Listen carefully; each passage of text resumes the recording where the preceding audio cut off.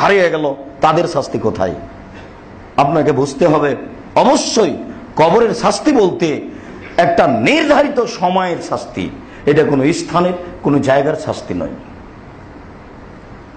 আনাস রাদিয়াল্লাহু তাআলা আনহু বলেন, রাসূল সাল্লাল্লাহু আলাইহি ওয়াসাল্লাম বলেছেন, ইন্নাল আবদা ইযা ওযিয়া ফি কবরিহি, যখনই কোনো মানুষকে তার কবরে রাখা হয়, যেহেতু স্বাভাবিক মানুষের গতি কবরে রাখা, এই জন্য রাসূল সাল্লাল্লাহু আলাইহি সাল্লাম এভাবে বললেন। পরে তিনি আরো বিবরণ পেশ করবেন। যখনই কোনো মানুষকে তার কবরে রাখা হয়, ওয়াইন্নাহু লা ইয়াসমাউ কারানি আলাইহিম, ও শুনতে পাই যে যারা কবরে রাখার জন্য এসেছিল তারা চলে যাচ্ছে, ওই ব্যক্তি, চলে যাওয়া ব্যক্তির জুতার, পায়ের জুতার শব্দ শুনতে পাই। কারানি আলাইহিম, তার পায়ে যে জুতা স্যান্ডেল আছে, এই জুতা স্যান্ডেলের শব্দ শুনতে পাই যে লোকগুলি আমাকে রেখে চলে গেল। সম্মানিত মসজিদের মুসল্লি, এখানে দুইটি জরুরি কথা। তার একটি জরুরি কথা হচ্ছে এই যে কবরস্থানে জুতা পায়ে দিয়ে যাওয়া যায় না, এ কথা ঠিক নয়। কবরস্থানে জুতা পায়ে দিয়ে যাওয়া যায়, কবরের উপরে জুতা পায়ে দিয়ে উঠা যায় না, কবরের উপরে এমনিতেই হাঁটা যায় না, কবরের উপরে এমনিতেই বসা যায় না। যেমন ভাবে কবর বাঁধা যায় না, তেমনি ভাবে কবরের উপরে বসা যায় না, কবরের উপরে হাঁটা যায় না। কবরস্থানে যেখানে কবর নয় সেই জায়গাতে আপনি জুতা পায়ে দিয়ে হাঁটতে পারেন।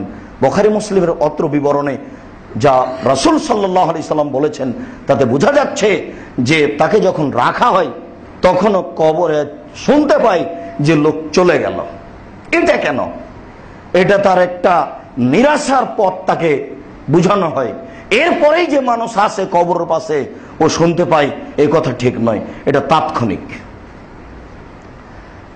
বুখারী মুসলিমের আরেকটা ঘটনাতে আছে, বদরের যুদ্ধে যে মুশরিক কাফের যারা মারা গেল, উতবা, সাইবা, ওয়ালিদ বিন মুগীরা, এদের লাশকে যখন কালিবে বদরে একটা গর্তে টেনে নিয়ে এসে জমা করা হলো, তখন রাসূল সাল্লাল্লাহু আলাইহি সাল্লাম তাদেরকে সামনে করে লক্ষ্য করে বলছিলেন, কি খবর, তোমাদের সাথে যা ওয়াদা করা হয়েছে তা পেয়েছো কি?